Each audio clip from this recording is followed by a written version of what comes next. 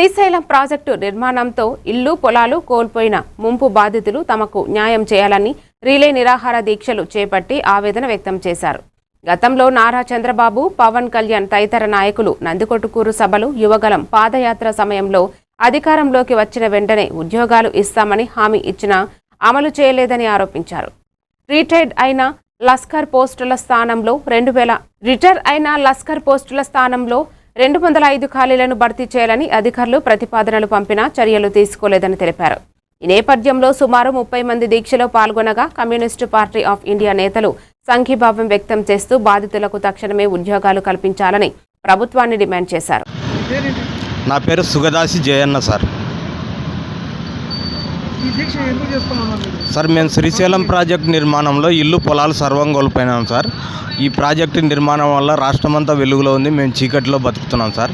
మాకు ఇచ్చిన హామీ ఏమిటంటే జీవో 98 ద్వారా ప్రతి ఇంటికి ఉద్యోగం ఇస్తామని జీవో ఇచ్చారు సార్. ఆ హామీ ప్రకారం మాకు ఇంతవరకు ఉద్యోగాలు ఇవ్వలేదు. 2017, 2019, 2024లో సీఎం చంద్రబాబు నాయుడు గారు అధికారంలోకి వచ్చిన వెంటనే ఉద్యోగాలు ఇస్తానని హామీ ఇచ్చినారు బహిరంగ సభలో.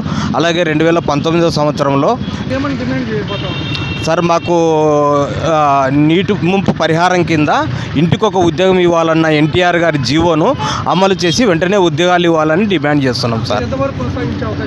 సార్ మాకు ఉద్యోగాలు ఇచ్చేంత వరకు ఈ దీక్షలో పాల్గొంటాం సార్. ఇది రాష్ట్ర వ్యాప్తంగా ఆందోళన చేపట్టడానికి కూడా మేము సిద్ధంగా ఉన్నాం సార్. అవును సార్. అంటే ప్రాజెక్టు నిర్మాణానికి ఇల్లు పొలాలు సర్వం ఇవ్వడం వల్ల వాళ్ళకి జీవన భృతి కరువు అయిపోయింది సార్. ఫస్ట్